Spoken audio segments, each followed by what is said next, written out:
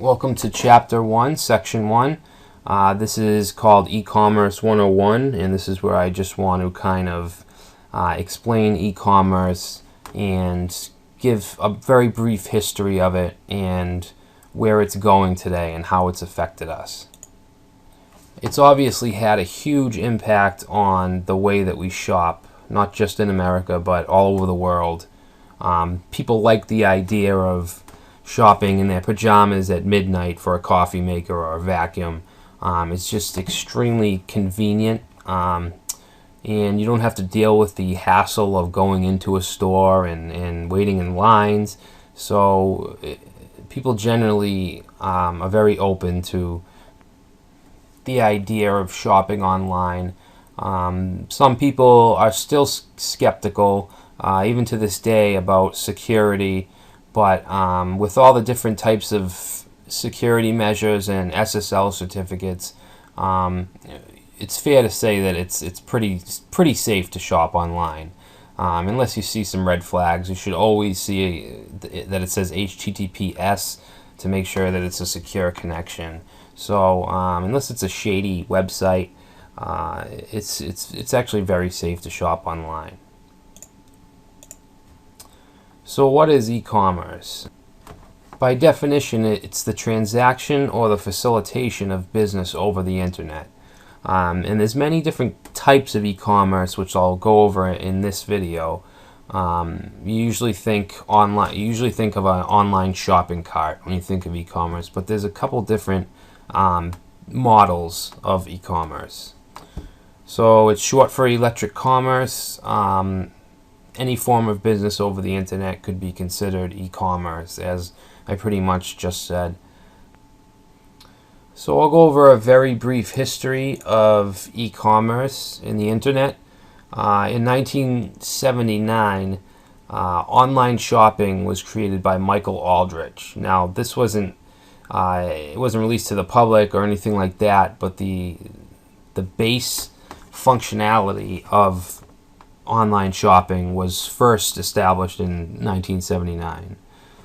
It wasn't until 1992 to 94 when the internet was first released to the public, along with Netscape Navigator. I don't know if you guys remember that, one of the first browsers, or the first browser that people could actually use in their homes.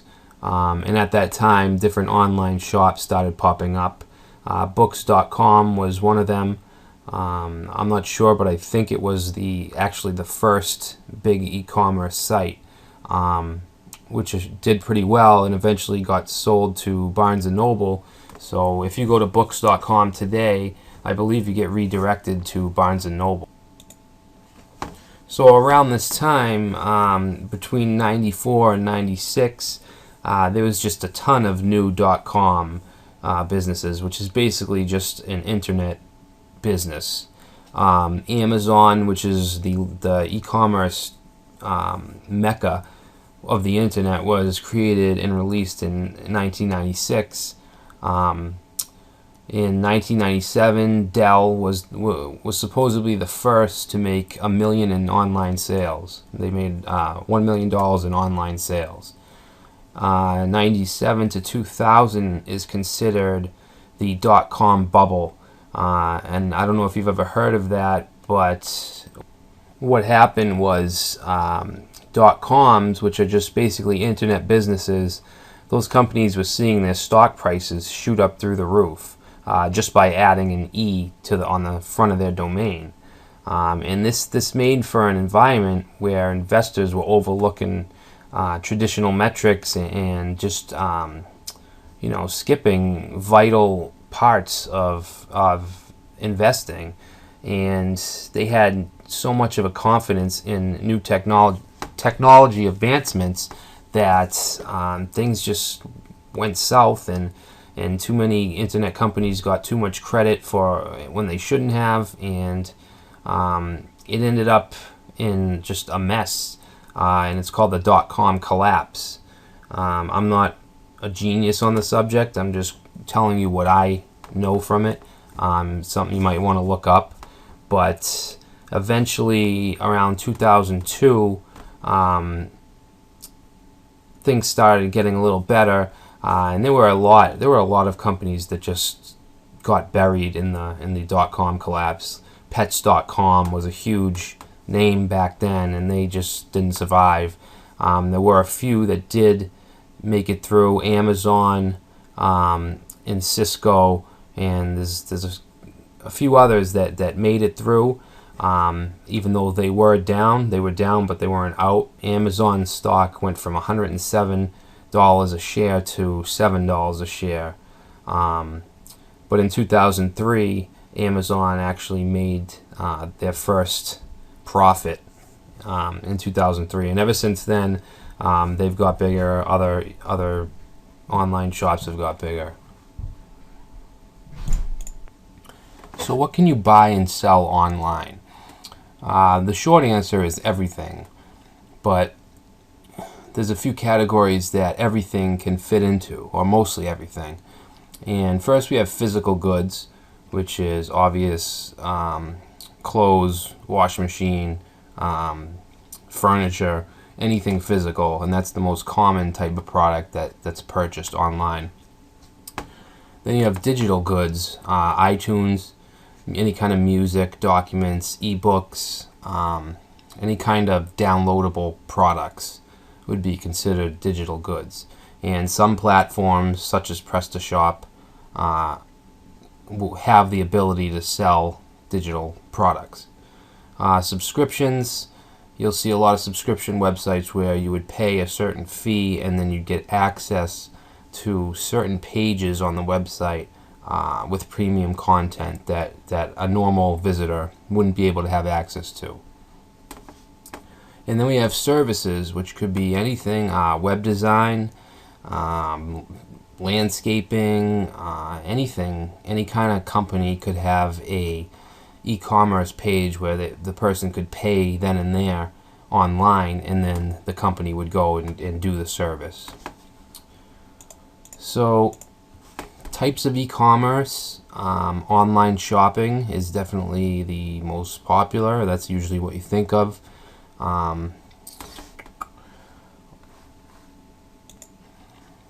online shopping website resembles a physical retail store. You can search products by categories and other options. They can pick and choose what they want to buy and put them and remove them from the cart, the online shopping cart. And a lot of these online shops will have promotion codes or gift cards or things that you'd see in a real retail shop. So some examples of online shopping is Amazon.com, obviously, Newegg.com, which sells digital products, computers and stereos and that kind of stuff. And then we have Target.com, Walmart.com. All those sites, they're all online shopping websites. Online auctions, of course, what comes to mind when you say online auction is eBay. eBay is huge, has always been the biggest name in online auctions. You also have sites like ubid.com, govsales.com is another one. And these sites run pretty much like a physical auction would. Another kind of auction online, which is relatively new, is penny auctions. I'm sure you've seen sites like Quibids or Penny Grab, and they're basically a pay-to-play. You can buy a certain amount of bids that you can use on the site. A lot of people, including myself, are pretty skeptical on these sites. A lot of them kind of seem a little shady, but that's really just my opinion. I've never really used one, so I can't say too much about it. So that's all I'll say about penny auctions. Internet banking, everyone knows what that is. TDBank.com, Bank of America, all offer online banking. You can make transactions, you can deposit, you can transfer money from one account to another. It's extremely convenient and something that I use pretty much daily. Let's see, online ticketing. That's, when's the last time that you purchase tickets to anything offline. From airfare, airline tickets to tickets for plays or sporting events. Those are kind of in their own e-commerce type of functionality. And then we have website subscriptions, which I talked about a few minutes ago. Someone will go on the site and pay a fee, and they could be subscribing to actual website content, or they could be subscribing to, say, a magazine or a newsletter, where they would be billed. They'd have recurring billing, maybe once a month or maybe every couple months, something like that. Alright, so every form of e-commerce can be put into one of four models, one or more of four models. We have business to business, or B2B, which is when a business is selling a product to another business. So both the buyer and the seller are a business. And this usually consists of manufacturers, traders, retailers, stuff like that. Business to consumer, or B2C, this is the most popular type of e-commerce model. Amazon, Walmart, any of the big department stores, the business is selling to the consumer. And next we have consumer to consumer, or C2C. And what this is usually a classifieds type of website where a consumer or a regular person can go on and purchase something from another consumer, someone that's not a business. So there's that, and then there's consumer to business, which is relatively new and sometimes not included when talking about these models. An example of consumer to business would be, say, a freelance website like odesk.com or Elance. A consumer would go on and post the specifications that they need for, let's say, a new website, and then the business would have an account on that site, and they'd apply to the job or the project, and that would be an example of consumer to business. Alright, so who should use e-commerce? Ultimately, anyone who sells anything can take advantage of e-commerce if they do it in the right way. I can't come up with a huge reason why setting up an online shop would be a bad idea for anyone.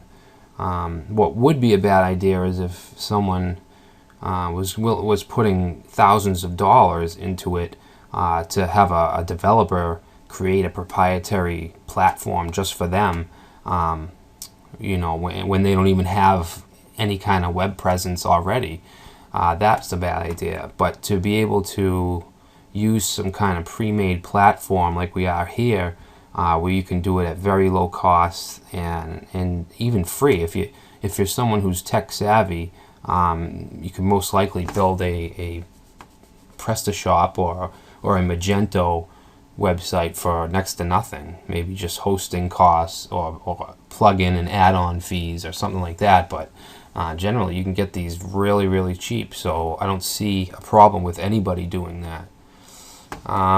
E-commerce brings your products and your business to the world.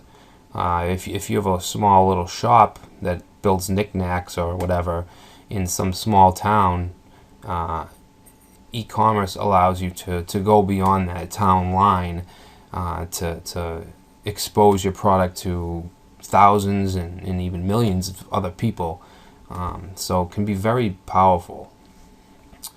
There are many solutions that you could use to create an online store for a very low price or even free, depending on the features you need. And these open source shopping cart platforms have tons of features. Most likely have more features than you would need. So short answer, anyone can use e-commerce as long as they take the right approach. M-commerce. M-commerce is relatively new. It stands for mobile commerce. Mobile internet is huge, and it will only be getting bigger in the future. People are shopping online on their phone a lot more.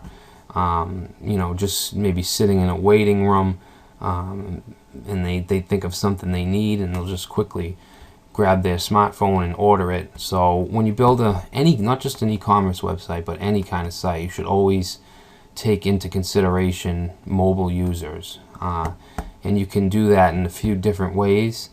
You can use a responsive type of template or design, and I know we can get some responsive templates from PrestaShop or Magento or whatever platform you're using. Chances are you'll be able to find a responsive template, and what that does is it has a layout for each screen size. So you'd have one layout for a desktop, one layout for a tablet, and one layout for a smartphone, and it would look great on all three devices. That's the easiest way to do it. You could also set up a dedicated mobile site, which, in terms of performance might be a little better, but in terms of management would be horrible, because you're basically maintaining two different sites. And another option businesses have is to create an iPhone or an Android app, which would be available on the App Store or the Play Store, but that can get very, very expensive. Okay, so this is the last slide in this section, and this is just an overview of the anatomy of an online store. Definitely not all the features, but some of the vital ones. Product and categories catalog. Of course, you need a catalog for users to be able to browse through and find the products they want. Product search works very well because it gives the user, it enables them to just put in exactly what they're looking for. And if you have a good search functionality on your website, it can really be great for your customers. Shipping methods and payment methods are definitely needed for an online shop. You need some kind of shipping so you can get the product to them, unless of course you're only selling downloadable products. But payment, obviously you need to take payment, which we'll talk about in either the next slide or the one after that. Excuse me. Checkout, your customers need a way to get all the products they want and then pay for them, check them out. Client accounts is a good thing to have, so your customers can just log in and see their order, which orders were made and when they were sent out, and all that kind of stuff. Translation and multi-currency, not critical, but is real good to have in case someone comes to your site where English isn't their first language, or if they're in another country or whatever. Analytics and reporting is great to have for the webmaster, just so you can see your income or just all kinds of things. You can have reports of what part of the world your customers are coming from, and most open source platforms have some kind of reporting tool. And I also have latest, popular, and featured products. This is really good to put these on maybe your home page or your landing page, so that the person can see all your new products as well as what's the most popular, and you can also feature certain products. Alright, so that's it for this tutorial. I hope you learned something from it.